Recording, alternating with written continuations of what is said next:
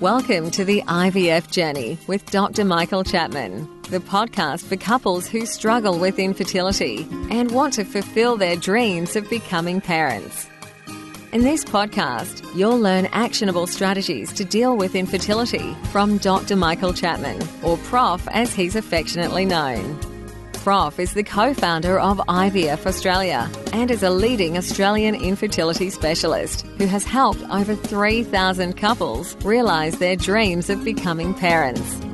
To access previous episodes packed with ideas, solutions and tips that actually work, head over to Dr. Chapman's IVF podcast on iTunes.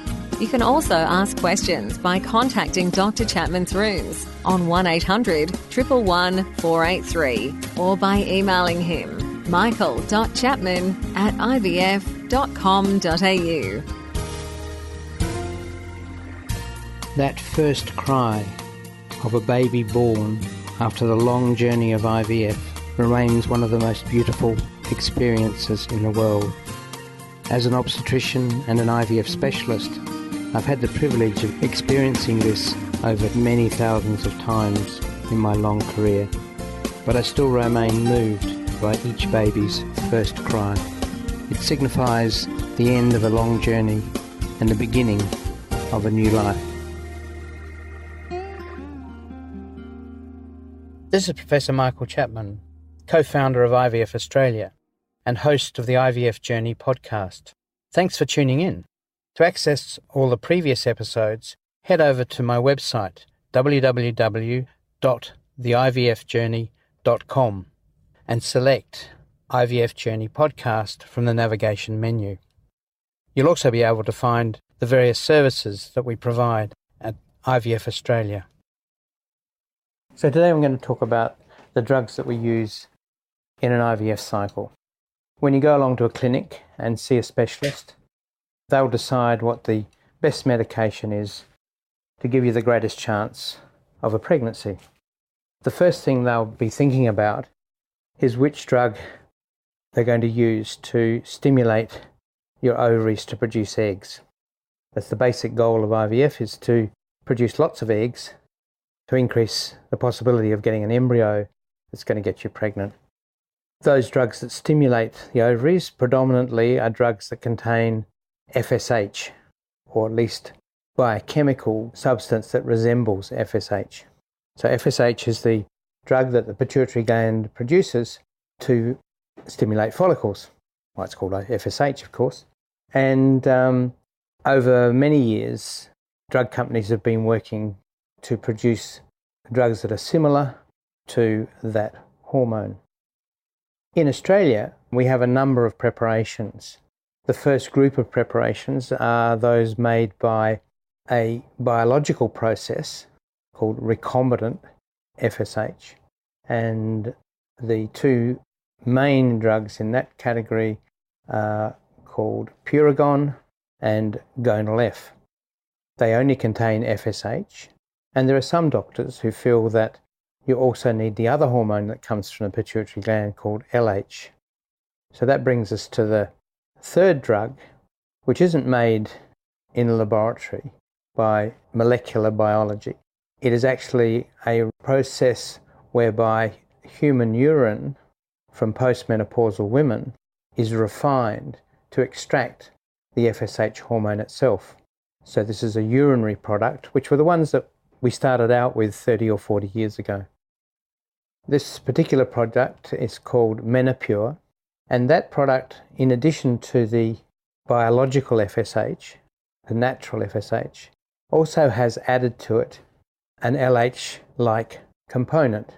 In fact, it's HCG, the pregnancy hormone, which has similar biological activities to LH. And so if your doctor thinks that you need LH as well as FSH, then Menopur is the product they will probably prescribe. There is another way of giving LH, and that's with a separate injection. And for a small group of patients who do need it, they can have a drug called Luvaris, which again is one of these manufactured hormones that behaves like LH. The last product on the market, the most recent product on the market, is something called a biosimilar. In other words, it It's again manufactured genetically, genetic engineering, and it has similar properties to the other FSHs. And that product is called Benfola. It's been around in Australia for the last 12 months or so. The question that patients ask is, well, is one better than another? And the answer is, there is probably no difference whatsoever. That for the vast majority of patients, in very large randomized controlled trials, no one has ever shown one product to be better than the other product in terms of live birth rates. So to some extent, what product is prescribed by your doctor is really going to be up to their whim on the day. As I said earlier, there probably is a group of patients who need the combined product either as a single injection with Menopur or by an addition of the second product, Luvaris. But ultimately, most patients will be fine with just pure FSH because each person produces their own small amount of LH in a cycle. So they're those products, the products to stimulate. The next group of products that you'll be required to take will be things to stop you ovulating, releasing the eggs before the day that we collect the eggs. So before we collect the eggs, we want to be sure that they haven't already been released by the follicles and that we've lost them. So to do that, there are two families of drugs. There's something called an agonist or an antagonist, and these are variations on a hormone produced by the brain that is involved in the release of the FSH that we talked about earlier and the LH. And what these drugs are designed to do is to actually interfere with the natural process in the brain. They actually block natural GnRH, gonadotrophin releasing hormone. They're very clever drugs in that they're very tiny molecules, only very small hormones. And by genetically tweaking one or two of the parts of that, we can make them long-acting and blocking. So that's been a major part of research in the 80s and then came into reality in the 90s and are now standard parts of the cycle. It now means, in fact, these drugs enable us to program when we do the egg collections, when the eggs are at their best. In the good old days, and I have to say in my early days of IVF, one of the problems was that women ovulated before we got to egg collection. And there were many failures because of that. Or alternatively, we were getting up in the middle of the night to do the egg collections to beat nature to get them out beforehand. Now with these GnRH analogues, we're able to control things, control your body, control your ovaries from releasing them early. So the initial process or drug that was used was called an agonist. And the optimal treatment with an agonist is to start that medication either as a nasal spray or an injection in the last week of the cycle before the one you're going to have your eggs collected in. So it's a longish cycle. In fact, we call it the long cycle. And that was used throughout the 90s or it's still being used today. However, in the early 2000s, that we're now talking 15 years ago, a second variety of the analog, and these are called antagonists because they act slightly differently, were refined, trialled, and were shown to be as good as the long down regulation cycles. Patients have been shown to much prefer the short cycle for obvious reasons, less medication for less length of time. The antagonist cycle only requires that particular medication to begin on about the 5th day of treatment. And so you're only taking that injection for something in the order of 5 to 7 days. And as I said, its role is to switch off your own pituitary gland so it doesn't interfere with what we're doing by stimulating your ovaries. Both of these drugs really have no side effects. Long use of the agonists can lead to sufficient suppression of your estrogen level that you can get hot flushes. But in an IVF cycle, even in the long down regulation protocol, that's incredibly rare. Other than that, there are no side effects. So we're now up to the 5th day of the cycle. So we've taken 3 or 4 days of the FSH injections. We've now brought in the antagonist, and in fact, the antagonist cycle is used by 85% of women in Australia today because it gives us as good a control with a shorter treatment regime. It has a lower chance of resulting in hyperstimulation syndrome, and so doctors have converted very much to using antagonists. The antagonist and the FSH continue on for another 5 to 7 days. During that time, obviously, you're being monitored to make sure the dosing is right, and your doctor may well vary the dose of the FSH or may even vary the dose of the antagonist, depending on the hormone results. The next drug that we'll come across will be that which is used to trigger the final maturation of the eggs in preparation for their collection. It's called the trigger injection. Traditionally, over many, many years, what we were doing was mimicking what the body does, which is a surge of a hormone called LH. It's that surge of hormone of LH from the pituitary gland that makes the ovaries ready to ovulate. More importantly, it takes the eggs through their final stage of maturation, which is to move them from 46 chromosomes to kick out 23 chromosomes and then end up with 23 chromosomes to meet the male 23 chromosomes in each sperm. That's a vital part of achieving appropriate fertilization. So the trigger injection that we give is either something that acts like LH, and I've mentioned earlier that HCG, the pregnancy hormone, has a similar action. And so we used natural pregnancy hormone, HCG, a drug called Pregnal. More recently, it's been genetically engineered and it's called Ovidril. And though that particular injection is given 36 hours to 38 hours before we decide it's the right time to do the egg collection. That timing is precise.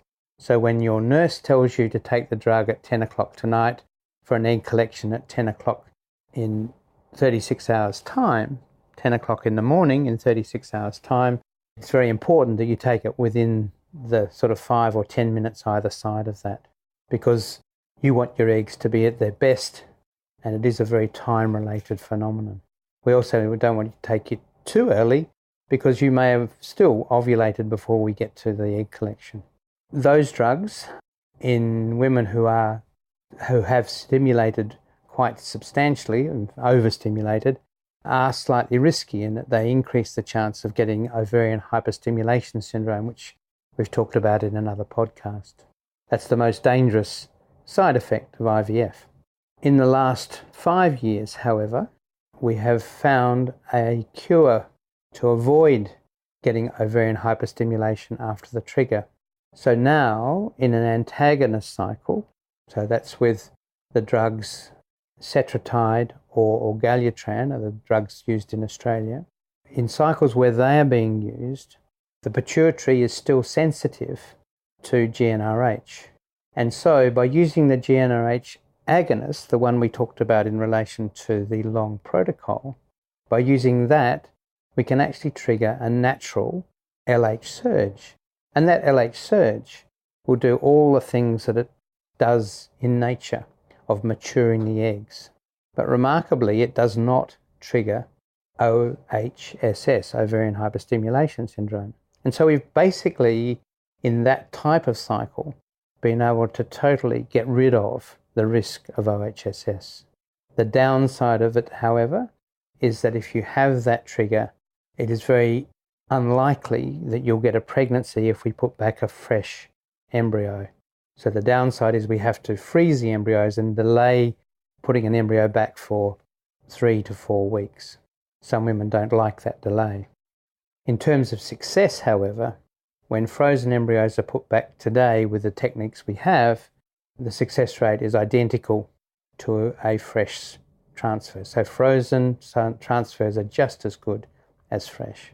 so we can avoid OHSS and still get you a very good pregnancy rate.